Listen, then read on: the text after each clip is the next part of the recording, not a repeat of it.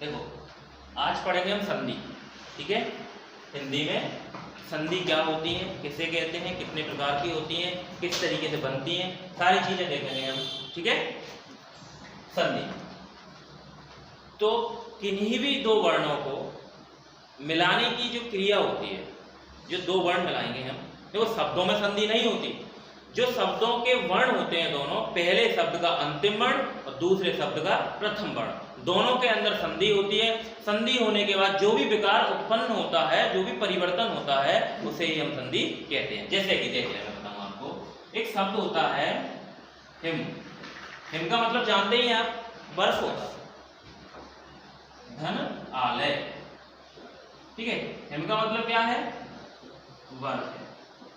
इसका मतलब होता है, आलय का मतलब रहने का स्थान, क्या होता है, रहने का स्थान। तो बर्फ का रहने का स्थान हिमालय, वैसे हम समझ गए शब्द के अर्थ की दृष्टि से। लेकिन देखिए मां, मैंने आपको वर्णमाला में जब पढ़ाया था, व्यंजन पढ़ाते टाइम बताया था कि क से लेकर ह तक प्रत्येक वर्ण में स्वर छुपा हुआ रहता है। हम बोलेंगे क मतलब ये ऐसे लिखा हुआ है, ऐसे मां भी कैसे लिखा हुआ है, ऐसे। तो ध्यान दें, इसमें मां की संधि नहीं हो रही है, संधि हो रही है आ की, ठीक है ना। मैं बताऊंगा अभी सारी चीजें अलग से बताऊंगा विस्तार से। तो यहाँ पर आ है, ये भी आ है, तो आ और आ मिलकर क्या बनता है, बड़ा आ। जो भी परिवर्तन होता है वो पहले शब्द के अंतिम वर्ण पर होता है। तो छोटा और बड़ा मिलकर बनेगा बड़ा, तो बन जाएगा शब्द हिमालय। अभी बताऊंगा, सारी चीजें समझ में आएंगी, ठीक है। संधि करते टाइम एक चीज ध्यान रखें, ऐसा नहीं हमारी मर्जी से हमने संधि कर दी, कहीं से भी तोड़ दिया, नहीं। पहले खंड का दूसरे खंड से संबंध होना चाहिए, ठीक है। एक दूसरे संबंध होता है तभी संधि मानी जाती है, ठीक है। और जो संधि को तोड़ने की क्रिया कहते हैं, ये तो संधि है, एक शब्द हो गया, एक शब्द है, और जो संधि की है इसकी हमने अलग अलग किया है दोनों को, ये कहलाता है विच्छेद। क्या कहलाता है, विच्छेद। और जो बना दिया है वो कहलाती है संधि, ठीक है। ये चीज समझ में आई। चलो अब देखते हैं संधि कितने प्रकार की होती है। संधि होती है 3 प्रकार, बताता हूं आपको। संधि कितने प्रकार की होती है, 3 प्रकार। कौन कौन सी होती है ये भी आपको पता होना चाहिए। संधि होती है 3 प्रकार। पहली होती है स्वर संधि, दूसरी होती है व्यंजन संधि, तीसरी होती है विसर्ग संधि। ओके, 3 प्रकार की संधि होती है, स्वर संधि, व्यंजन संधि और विसर्ग संधि। पहले हम देखते हैं स्वर संधि। किसको, स्वर संधि। तो स्वर संधि की डेफिनेशन क्या है, इस चीज हम देख लेते हैं। स्वर संधि कितने प्रकार की होती है, किस तरीके से बनेगी। तो स्वर से स्वर का मेल होता है, स्वर से स्वर का मेल होने पर स्वर संधि होती है। कहने का मतलब है 2 खंड होते हैं, पहला प्लस दूसरा, 2 ही खंड होते हैं संधि में, ध्यान। तो पहले खंड का जो अंतिम वर्ण होगा, क्या अंतिम वर्ण होगा, वो क्या होना चाहिए, स्वर होना चाहिए। और जो दूसरा खंड है, दूसरे खंड का पहला वर्ण, कैसा, पहला वर्ण क्या होना चाहिए, स्वर। जब स्वर से स्वर मिलेगा तो बनेगा स्वर। तो स्वर से स्वर का मेल होने पर स्वर संधि होती है। समझ में आया, वो कैसे होते हैं सारी चीज में बताऊंगा। देखें तो स्वर संधियों के प्रकार देखें, तो स्वर संधि होती है 5 प्रकार। पहला प्रकार देख लेते हैं, पहले हम पढ़ते हैं दीर्घ स्वर संधि, दीर्घ स्वर संधि। दूसरी होती है गुण स्वर संधि। तीसरी हम पढ़ते हैं वृद्धि स्वर संधि। चौथी हम पढ़ते हैं यण स्वर संधि। चौथी के बाद 5वीं हम पढ़ते हैं अयादि, अयादि स्वर संधि। ओके, ये चीज क्लियर समझ में आई। आपसे क्वेश्चन बन जाए, पूछ ले परीक्षा में कि स्वर संधि के कितने भेद होते हैं, तो स्वर संधि के होते हैं 5 भेद। कौन कौन से होते हैं? दीर्घ स्वर संधि, गुण स्वर संधि, वृद्धि स्वर संधि, यण स्वर संधि और अयादि स्वर संधि। ठीक है, ये चीज समझ में आई आपको? कितने भेद होते हैं? 5 भेद होते हैं। अब हम थोड़ा सा जान लेते हैं दीर्घ स्वर संधि के बारे में। तो इसको जानने से पहले एक चीज बताओ, मैंने आपको वर्णमाला में पढ़ाया था कि दीर्घ स्वर भी होते हैं। दीर्घ स्वर कौन कौन से होते हैं? बड़ा आ पढ़ाया था, बड़ी ई पढ़ाई थी और बड़ा ऊ पढ़ाया था। लेकिन ध्यान दें, जो स्वर संधि होता है, सॉरी संधि हम पढ़ते हैं, उन संधियों में बड़ा री भी पढ़ा जाता है। क्यों पढ़ा जाता है? क्योंकि संस्कृत में होता है। तो बड़ा री इस तरीके से बनाते हैं। छोटा री कैसे होता है? छोटा री होता है ये, इसके नीचे एक और लगा दिया ऐसे, तो ये बन गया बड़ा री। ठीक है, तो बड़ा। अब आप मुझे बताओ, इस बड़े आ को हम कितने तरीके से बना सकते हैं? इस बड़े आ को हम कितने तरीके से बना सकते हैं? तो देखिए, अगर मैं छोटा आ प्लस छोटा आ बनाऊं तो बनेगा क्या? बड़ा आ। अगर छोटे आ के बाद बड़ा आ बनाऊं तो क्या बनेगा? बड़ा आ। अगर बड़े आ के बाद छोटा आ बनाऊं तो क्या बनेगा? बड़ा आ। अगर दोनों साइड ही में बड़ा आ बना लूं तो क्या बनेगा? बड़ा आ। ध्यान दें, ये क्या है? दीर्घ स्वर संधि इन्हीं के अकॉर्डिंग है। ये आप मानो संधि का पहला खंड है, ये दूसरा खंड है। अगर पहले खंड का अंतिम वर्ण आ होता है, दूसरे का पहला वर्ण आ होता है तो बड़ा आ बनेगा। छोटा आ होता है, दूसरे का बड़ा आ होता है तो भी बड़ा आ बनेगा। इसका बड़ा आ होता है, दूसरे का छोटा आ होता है तो भी बड़ा आ बनेगा। दोनों ही बड़े आ होते हैं तो भी बड़ा आ बनेगा। ओके, इसी प्रकार मानते हैं हम ई के बारे में बात करें तो ई, छोटी ई और छोटी ई को मिला के बनते हैं बड़ी ई। छोटी ई के साथ में बड़ी ई मिला दूं तो भी बनेगा बड़ी ई। ठीक है, अगर बड़ी ई के साथ छोटी ई मिला दूं तो भी बनेगा बड़ी ई। अगर बड़ी ई के साथ बड़ी ई बना दूं तो बनेगा बड़ी। ठीक है, ये भी इसी प्रकार से बनता है। ठीक है, वही चीजें, संधि का पहला खंड मान लो, इसको दूसरा, सिंपल सी बात है। सेम इसी प्रक्रिया से बना देंगे हम ऊ वाली लाइन। छोटा ऊ के साथ छोटा ऊ मिलाएंगे तो बड़ा ऊ, छोटा ऊ के साथ बड़ा ऊ मिलाएंगे तो बड़ा ऊ। अगर बड़ा ऊ के साथ छोटा ऊ मिलाएंगे तो बड़ा ऊ। अगर बड़ा ऊ और बड़ा ऊ मिलाएंगे तो भी बड़ा ऊ। ठीक है, ये चार सारी चीजें देख ली। सेम ऐसी बना लो, ऋषि प्लस ऋषि बनेगा तो बनेगा बड़ा ऋषि। ठीक है, इन सबसे संधियां बनेगी। ठीक है, जैसे एक दो एग्जांपल मैं आपको दूं, एग्जांपल देखेंगे हम। जैसे मैंने लिखा, आपको कुछ देर पहले लिखा था हिमालय, ठीक है ना, लेकिन मैं इसके अकॉर्डिंग चलता हूं। पहले खंड में छोटा अंतिम वर्ण, इसमें दूसरे खंड में पहला वर्ण छोटा। तो देख लें, मैंने बनाया धन प्लस अर्थी। ठीक है, तो ना, मैंने आपको बताया का से हा तक प्रत्येक वर्ण में अ छुपा हुआ होता है, स्वर सहित होते हैं। ठीक है ना, और ये वाला आपको सेपरेट दिखेगा। अगर मान के चलो यहाँ भी कोई व्यंजन आ गया, ऐसा शब्द आ गया, तो आप सोच लो इसमें भी छुपा हुआ, नहीं, उसकी संधि पीछे होगी, आगे नहीं होगी। आगे के लिए हमें सेपरेट चाहिए, मतलब स्वतंत्र रूप से स्वर चाहिए। यहाँ पर स्वर संधि में स्वतंत्र रूप से स्वर होना चाहिए, इस जगह पर तब स्वर संधि मानी जाएगी। तो ना को हम ऐसे तोड़ सकते हैं, देखो ये, ठीक है ना, इस तरीके से। तो छोटा आ प्लस ये वाला छोटा, तो छोटा और छोटा मिलकर क्या बना रहे हैं? बड़ा आ। ये चीज समझ में आई? बड़ा आ बना रहे हैं। अब एक चीज देखो आप, छोटा और छोटा आ मिलकर बड़ा आ बना रहे हैं, तो जो भी परिवर्तन होता है संधि करने पर वो पहले खंड के अंतिम वर्ण पर होगा। तो ना है तो ना पर बड़े आ जोड़ दो। तो ना तो हमारा ये है ना, क्योंकि इसका आ तो इसने ले लिया, इसका आ इसको लेके बड़ा आ बना लिया इसने। तो इस तरीके से ना बना है। अब जो ना बचा है हमारे पास वो स्वर रहित बचा है। अब स्वर रहित क्योंकि बड़ा आ जोड़ना है हमें, तो ना में बड़ा आ जोड़ दो तो क्या बनेगा? ना। ठीक है ना, क्योंकि ये तो इधर आ गया इसके साथ, तो यहाँ ये बची और यहाँ ये बचा, तो हम बना लेंगे धनार्थी। ठीक है, अर्थी का शब्द क्या है? अर्थी का शाब्दिक अर्थ क्या है? ग्रहण करने वाला, धन को ग्रहण करने वाला कहलाता है धनार्थी। क्लियर? सेम ऐसे ही देख लो आप। दूसरा वाला देखते हैं, छोटा के साथ बड़ा। आप जितनी प्रैक्टिस हो सके उतनी करना, ठीक है ना? आपको प्रैक्टिस बुक से करनी है, यहाँ मैं आपको बेस बता रहा हूं। दूसरा वाला देखें, दूसरे वाले के लिए हम क्या करेंगे, इधर देखें, पुस्तक प्लस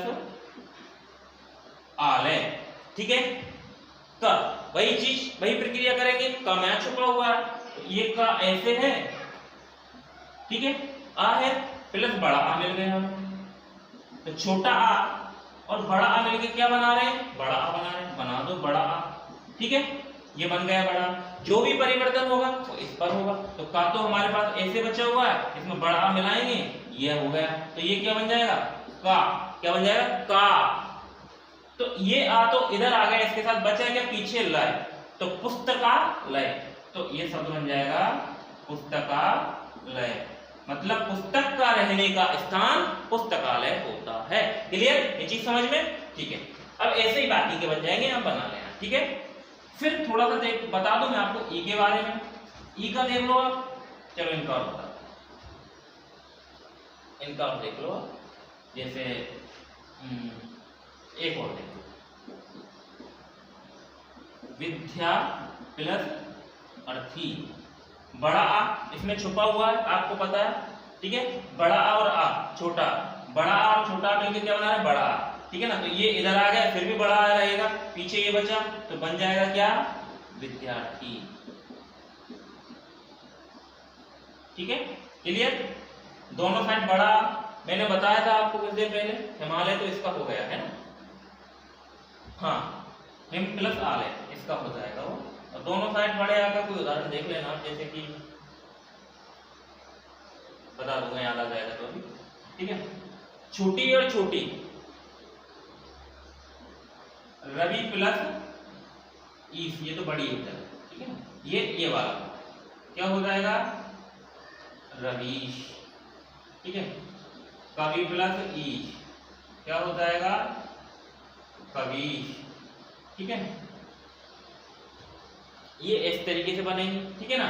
देखो छोटी है, यहाँ पर छोटी है, बड़ी है, बड़ी है, छोटी और बड़ी मिलकर क्या बनाएंगे, बड़ी। जो भी परिवर्तन होगा इस वाले वर्ण पर होगा। पहले छोटी थी तो छोटी इसकी इसमें जाके मिल गई तो बड़ी ही बन गई, बड़ी ही बन गई तो बा में बड़ी ही मिला दी तो बड़ी हो गई, क्योंकि जो भी परिवर्तन होगा वो पहले खंड के अंतिम वर्ण पर ही होगा, इतना ध्यान रखना, ठीक है ना? तो ऐसे ही इसके बन जाएंगे। और बता दूं आपको एक उदाहरण इसके, जैसे कि कपीस हो जाएगा, कपी प्लस ईस, ठीक है ना? क्या हो जाएगा, कपीस। सारी चीजें आपको समझ में आ रही होगी, ठीक है ना? तो देखें, एक समझा के बताऊं इसको और अच्छे से समझ लो। पा है, पा और ई दोनों से मिलके बना है पी, ठीक है ना? इस पा में मैं अगर छोटी ई जोड़ूंगा तो ये ऐसे ही बनेगा, ठीक है? तो ऐसे छोटी है, इस छोटी के साथ इस बड़ी को मिलाऊंगा तो बनेगी क्या, बड़ी। अब मैंने आपको कुछ देर पहले बताया था ये ऐसे बचा है, ऐसे बच गया है, ठीक है ना? क्योंकि इसकी ई तो ये रह गई, ये ऐसे बचा है। जब आपको पता है कि जो भी परिवर्तन हुआ इस पे हुआ, बड़ी ई मिल गई तो इसमें बड़ी ई जोड़ दो।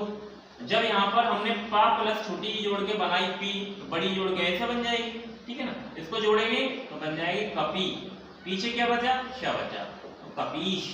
Okay, clear? चलो आगे ऐसे ही हम बात कर ले इसकी।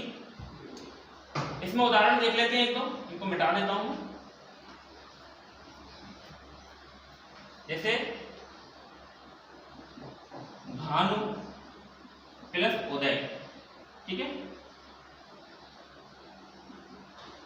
भानु प्लस उदय, यहां पर आपको छोटा ऊ तो अलग ही दिख रहा, तो ये छोटा ऊ है क्योंकि नाम में बना हुआ है, छोटा ऊ प्लस छोटा ऊ, छोटा ऊ और प्लस छोटा ऊ क्या बना रहे हैं मिलके, बड़ा ऊ बना रहे हैं, ठीक है? बड़ा ऊ बना रहे हैं। जो भी परिवर्तन होता है यहाँ होता है, आपको पता है छोटा ऊ हटके क्या लगना है, बड़ा ऊ लगना है, ये इधर आ गया तो हम बनाएंगे भानुदय, ठीक है? एक और लिख लो, जैसे कि गुरु प्लस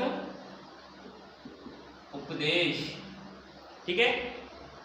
गुरु प्लस उपदेश, तो छोटा ऊ है यहाँ पर और यहाँ पर छोटा ऊ है, बड़ा ऊ बनेगा तो बन जाएगा गुरु उपदेश, गुरु उपदेश, ठीक है ना? ये इधर आ गया इसलिए सेम जुड़ जाएगा वो, ठीक है? गुरु उपदेश हो गया। अब री वाला देखें, री वाला देखेंगे हम। देखें मात्री प्लस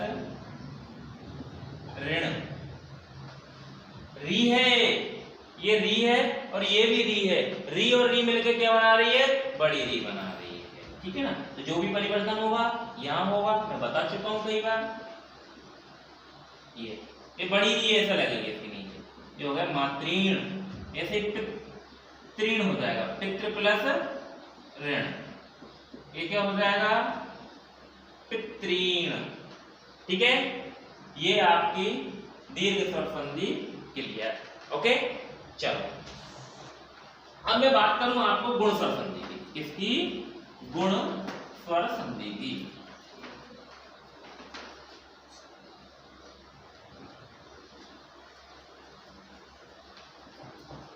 अब गुण की बात करेंगे तो गुण में वैसे इसकी पहचान बता दूं आपको। आपने एक चीज देखी है कि दीर्घ में बड़ा आ आता है, बड़ी ई आता है, बड़ा ऊ आता है और बड़ा री आता है। ये आपको कहीं दिख जाए तो लगभग 90% यही होती है, बाकी की आप बनाना सीख ही गए हो, देख लेना, ठीक है। गुण स्वर संधि की मैं बात करूं तो गुण स्वर संधि में पहचान होती है ए की और ओ की और अर की, ठीक है।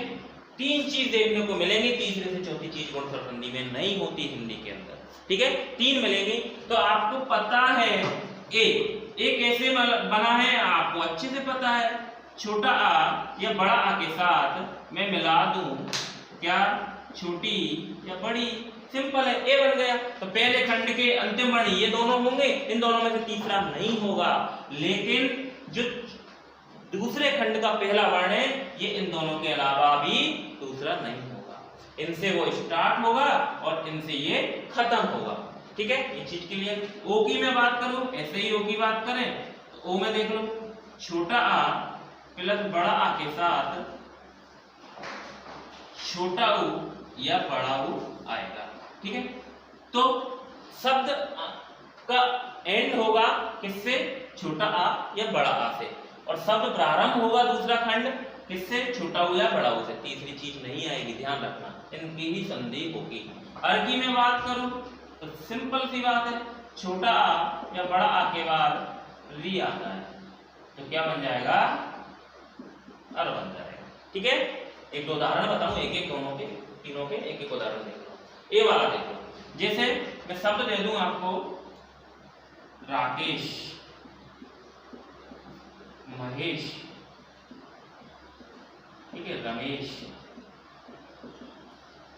अब देखो ए दिख गई हमें, दिख गई, यहीं से संधि होगी इसकी, ठीक है, यहीं से संधि होगी। संधि करते हैं तो आपको पता है एक खंड रहने वाला राक वाला, ठीक है, ध्यान रखना राक। लेकिन मैंने क्या बोला, एक दूसरे से अर्थ संबंध होने चाहिए, तो राक कुछ नहीं होता, हम करेंगे राका, ठीक है। राका मतलब रात्रि प्लस, अगर मैं लिखूं यहां इश तो बन तो ए जाएगा, लेकिन अर्थ संबंध नहीं रखेंगे एक दूसरे से, तो मैं लिखूंगा ईश।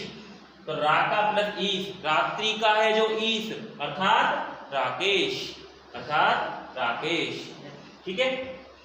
ऐसे ही महेश की ले लूं मैं, महा प्लस ईश, क्या बन जाएगा, महेश। ऐसे ही मैं रमेश की ले लूं, रमा प्लस ईश।